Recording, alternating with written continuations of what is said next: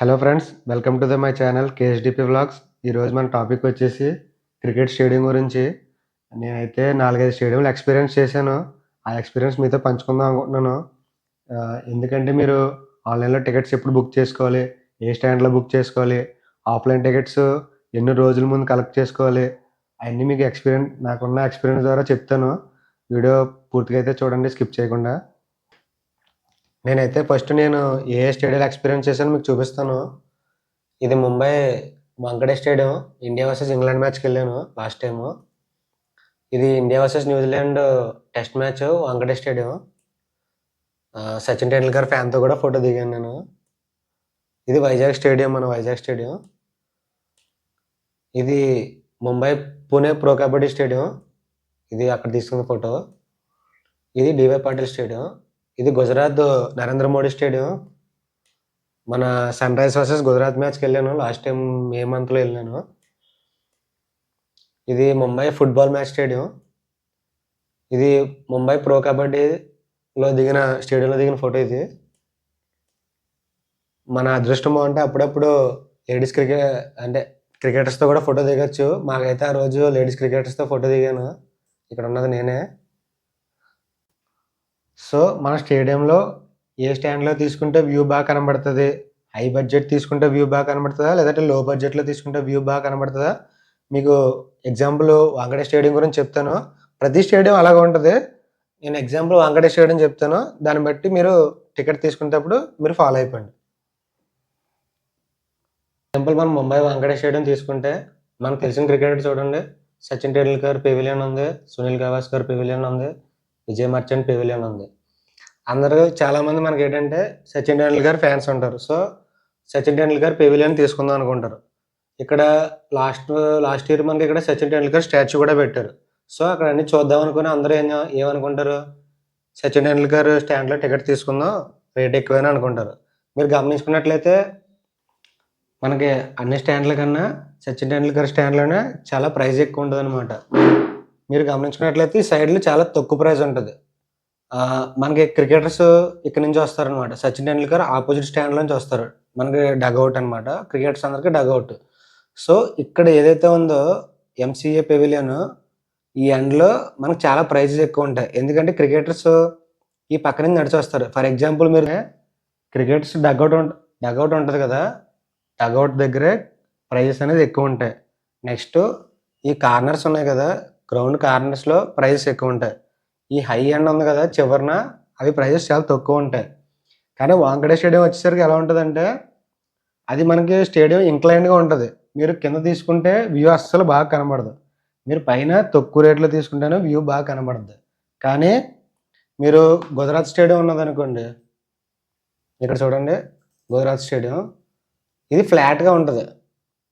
ఫ్లాట్గా ఉండడం వల్ల ఏమిటంటే మీరు దగ్గరలో ఉన్న టికెటే తీసుకోవాలి. అదే మీరు ముంబై స్టేడియం అయితే ఇంక్లైన్డ్గా ఉంటుంది. సో మీరు ఎక్కడ తీసుకున్నా సరే వ్యూ బాగా కనబడుతుంది. ఇంకా ఎగ్జాంపుల్ చెప్పాలంటే పైన తీసుకుంటేనే బాగా కనబడుతుంది. సో మీరు ఎప్పుడైనా టికెట్ తీసుకునే ముందు ఫోటో చూడండి, అది ఫ్లాట్గా ఉందా లేదా ఇంక్లైన్డ్గా ఉందా. మన ఉప్పల్ స్టేడియం తీసుకున్నారనుకోండి, అది ఫ్లాట్గా ఉంటుంది. అదే వైజాగ్ స్టేడియం తీసుకున్నారనుకోండి, అది కొంచెం ఇంక్లైన్డ్గా ఉంటుంది. ఎప్పుడైనా క్రికెట్ స్టేడియం వచ్చేసరికి ప్రైజెస్ అనేవి మ్యాచ్ బట్టి మారిపోతాయి. ఇంటర్నేషనల్ మ్యాచ్కి ఒకలాగా, ఐపీఎల్ మ్యాచ్కి ఒకలాగా, టెస్ట్ మ్యాచ్కి ఒకలాగా, లేదంటే లేడీస్ మ్యాచ్కి ఒకలాగా ఉంటుంది. నేనైతే 2 లేడీస్ మ్యాచ్కి వెళ్ళాను. అదైతే నాకైతే ఒక మ్యాచ్ ఫ్రీగా వచ్చింది, ఒక మ్యాచ్ 100 రూపీస్కి వచ్చింది. ఎందుకంటే మన బీసీసీఐ ఇప్పుడు లేడీస్ మ్యాచ్ కూడా ఎంకరేజ్ చేయడానికి. అదే బాయ్స్ మ్యాచ్ కనుక అలా ఉండదు. నేనైతే టెస్ట్ మ్యాచ్కి వెళ్తే ఒక మ్యాచ్కి నాకు 500 టికెట్ పడింది. ఇండియా మ్యాచ్ వర్సెస్ ఆస్ట్రేలియా మ్యాచ్కి వెళ్తే 2000 పడింది. అదే ఐపీఎల్ మ్యాచ్కి వెళ్తే నాకు 500 పడింది. అది అక్కడ గుజరాత్లో. ఎందుకంటే సీటింగ్ కెపాసిటీ ఎక్కువ ఉండడం వల్ల. మీరు ఎప్పుడైనా టికెట్స్ బుక్ చేసుకునేటప్పుడు మాత్రం చాలా జాగ్రత్తగా చూసుకోవాలి. ఎందుకంటే అది డోర్ డెలివరీయా లేదంటే మనం స్టేడియంకి వెళ్ళి టికెట్లు తీసుకోవాలా. ఎందుకంటే నేను గుజరాత్లో టికెట్ బుక్ చేసుకున్నప్పుడు నాకు హోమ్ డెలివరీ ఉంది కాబట్టి నేను డోర్ డెలివరీ పెట్టేసుకున్నాను. మిగతా మ్యాచ్లకు వెళ్ళినప్పుడు నేను టికెట్స్ అనేది గ్రౌండ్ దగ్గర కలెక్ట్ చేసుకున్నాను. అది కూడా 1 లేదా 2 రోజుల ముందు కలెక్ట్ చేసుకోవాలి. మీరు అప్పటికప్పుడు కలెక్ట్ చేసుకుందామంటే మీరు మ్యాచ్ సగం మిస్ అయిపోతారు.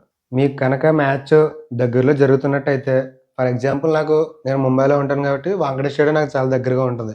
అదే మీరు హైదరాబాద్లో ఉంటే ఉప్పల్ స్టేడియం దగ్గరగా ఉంటుంది. వైజాగ్లో ఉన్న వాళ్ళకి వైజాగ్ ఇంటర్నేషనల్ స్టేడియం చాలా దగ్గరగా ఉంటుంది. చాలామంది దగ్గరగా ఉన్నా సరే టికెట్ ప్రైస్ ఎక్కువ ఉన్నాయని చెప్పి వెళ్ళడం మానేస్తారు.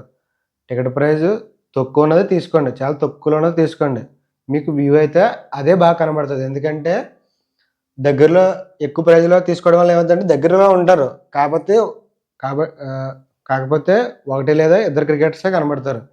అదే మీరు పైన తీసుకోవడం ఏంటంటే గ్రౌండ్ వ్యూ అంతా కనబడుతుంది, క్రికెటర్స్ అందరూ కూడా కనబడతారు.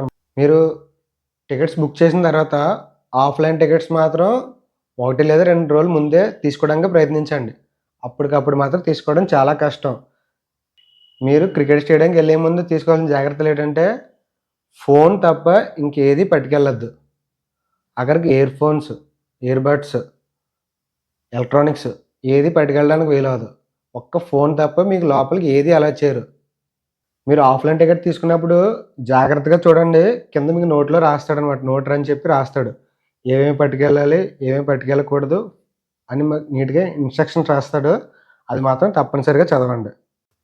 లాస్ట్ బట్ నాట్ లీస్ట్, మీకు క్రికెట్ మ్యాచ్ లైవ్‌లో కంటే టీవీలోనే బాగుంటుంది. ఎందుకంటే టీవీలో అన్ని విధాలుగా అన్ని కెమెరా యాంగిల్స్ మనకు చూపిస్తాడు, రిప్లేస్ చూపిస్తాడు.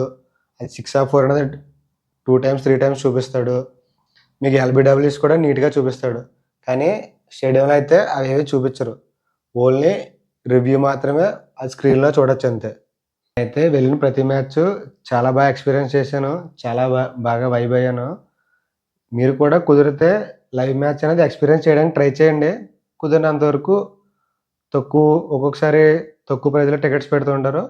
చూసుకొని జాగ్రత్తగా వెళ్ళండి. ఈ ఇన్ఫర్మేషన్ మీకు నచ్చినట్లయితే వీడియోకి ఒక లైక్ అయితే చేయండి. మరిన్ని ఇంట్రెస్టింగ్ విషయాల కోసం మన ఛానల్ అయితే సబ్స్క్రైబ్ చేసుకోండి. ఉంటాను. బాయ్.